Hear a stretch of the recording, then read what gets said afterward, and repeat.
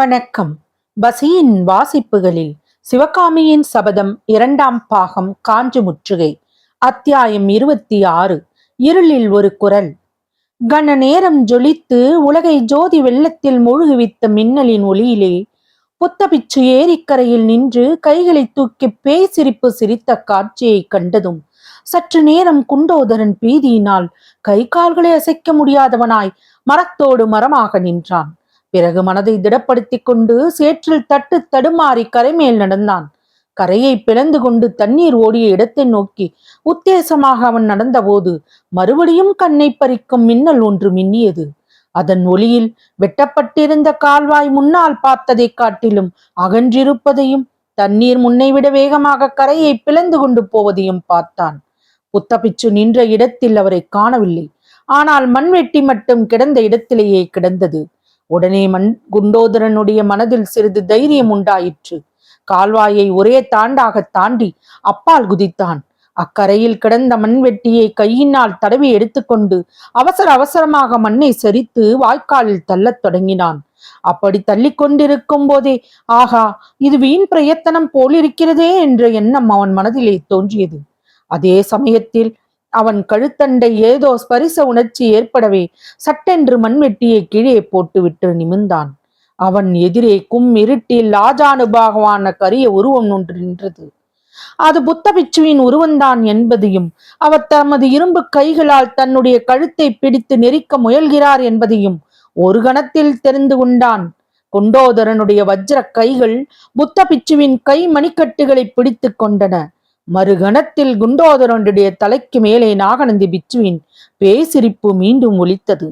இடையிடையே வானத்தை கிழித்து கொண்டு தோன்றிய மறைந்த மின்னல் வெளிச்சத்தினால் இன்னும் கண்ணங்கரியதாக தோன்றிய காரிருளில் விளிம்பு வரை தண்ணீர் ததும்பி அலைமோதிக் கொண்டிருந்த ஏரிக்கரையில் கணத்துக்கு கணம் அகன்று வந்த உடைப்புக்கு அருகில் குள்ள உருவமுடைய குண்டோதரனுக்கும் நெடுந்துயர்ந்து நின்ற புத்தபிச்சுவுக்கும் இடையே பிடிவாதமான மல்யுத்தம் ஆரம்பமாயிற்று.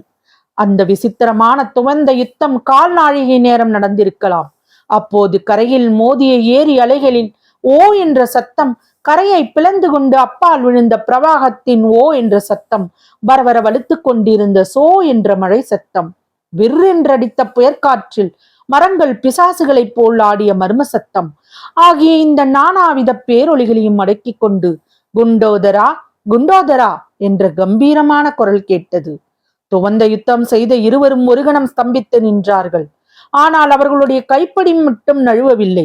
இது யாருடைய குரல் என்பது குண்டோதரன் சிந்தித்தான். அசோகபுரத்தில் இருந்து வரும்போது தனக்கு பின்னாலும் குதிரையடி சத்தம் கேட்டது அவன் நினைவுக்கு வந்தது. குண்டோதரா, சண்டையை நிறுத்து, உடைப்பை அடக்க முயலாதே, வீண் வேலை, ஓடிப்போய் ஆயனாரையும் சிவகாமியையும் காப்பாற்று. நான் சொல்லுவது காதில் விழுந்ததா? அந்த குரல் தன் எஜமானருக்கும் எஜமானரின் குரல் என்று குண்டோதரன் அறிந்து கொண்டான். விழுந்தது பிரபு, ஆங்கை என்று கூவினான். குண்டோதரன் மறுகுரல் கொடுத்தானோ இல்லையோ, இன்னொரு பெரிய மின்னல் 1000 சூரியன் ஒளியை ஒத்து கண்களை குருடாக்கிய மின்னல் மின்னியது. அடுத்தாற்போல் ஒரு பேரிடி இடிக்கப் போகிறது என்பதை குண்டோதரன் உணர்ந்தான். இடிமுழக்கம் கேட்ட நாகம் போல் என்னும் பழமொழி அச்சமயம் அவனுக்கு ஞாபகம் வந்தது. பிச்சுவின் கை மணிக்கட்டுகளை அவன் இன்னும் கெட்டியாக பிடித்து கொண்டான். அவன் எதிர்பார்த்தது போலவே இடி இடித்தது. அண்ட பகிரண்டங்கள் எல்லாம் இடிந்து தடதடவென்று தலையிலே விழுவது போல இடித்தது.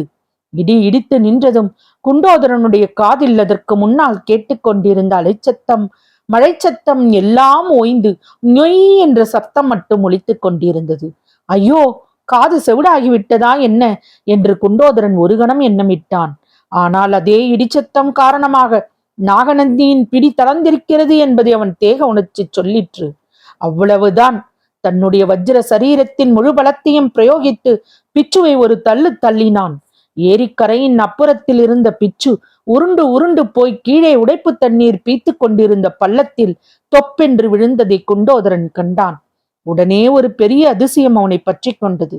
மின்னல் இல்லாத போது புத்தபிச்சு கரையில் இருந்து உருண்டு பள்ளத்திலே விழுந்தது அவனுக்கு எப்படி தெரிந்தது? ஆகா, இது என்ன வெளிச்சம்! குண்டோதரன் சற்று முற்றும் பார்த்தான். சற்று தூரத்தில் ஒரு பனைமரம் உச்சியில் பற்றி எரிவதைக் கண்டான். ஓ, அந்த மரத்தின் மேல் இடி விழுந்து தீப்பிடித்துக் கொண்டிருக்கிறது. வெளிச்சத்திற்கு காரணம் அதுதான். பற்றி எரிந்த பனைமரத்தின் வெளிச்சத்தில் குண்டோதரன் இன்னும் சில காட்சிகளை கண்டான். அந்த பனைமரத்தை தாண்டி ஒரு குதிரை அதிவேகமாக போய்க் கொண்டிருந்தது. அந்த குதிரை மேலிருந்தவர்தான் சற்று முன்னால் தனக்கு குரல் கொடுத்தவர் என்பதை உணர்ந்தான்.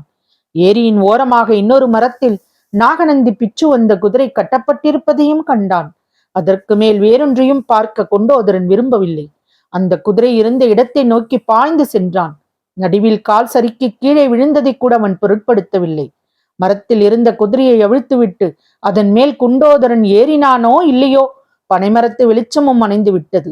அதுவரையில் சிறு தூறலாக இருந்தது, அப்போது பெருமழையாக மாறியது. எத்தனையோ பெருமழையை குண்டோதரன் பார்த்ததுண்டு. ஆனால் அன்றைய இரவு பெய்த மழை மாதிரி அவன் பார்த்ததே இல்லை. வானம் பொத்துக்கொண்டு அதற்கு மேலே தங்கியிருந்த தண்ணீர் தொடத்தடவென்று கொட்டுவது போல மழை கொட்டியது. ஆகா, ஏரி உடைப்புக்கும் இந்த பெருமழைக்கும் பொருத்தமான நல்ல நாள் பார்த்துத்தான் நாகநந்தி திருப்பார்கடலை வெட்டிவிட்டார் என்று குண்டோதரன் எண்ணிக்கொண்டான். எப்படியும் இந்த ஏரி வெள்ளம் அசோகபுரம் போய் சேருவதற்கு முன்னால் நாம் போய் சேர வேண்டும் என்று தீர்மானித்தான். ஆனால் அந்த தீர்மானத்தை அவனால் நிறைவேற்ற முடியவில்லை. அந்த இருளிலும் மழையிலும் குண்டோதரன் வழி கண்டுபிடித்து குதிரையை நடத்தி கொண்டு அசோகபுரம் போய் சேருவதற்கு வெகுநேரம் முன்னாலேயே ஏரிக்கரை நெடுந்தூரத்திற்கு நெடுந்தூரம் உடைத்து கொண்டு வெள்ளம் பிரளயமாக ஓடத் தொடங்கி அசோகபுரத்தையும் அடைந்து விட்டது. தொடரும். பசியின் வாசிப்புகள் பிடித்திருக்கும் என்று நம்புகிறேன். எனக்கு சப்ஸ்கிரைப் செய்து, லைக் செய்து, ஷேர் செய்யவும். தங்களின் மேலான கருத்துக்களை கமெண்டில் பதிவிடவும். அதுவே எனக்கு உற்சாகமூட்டும். நன்றி.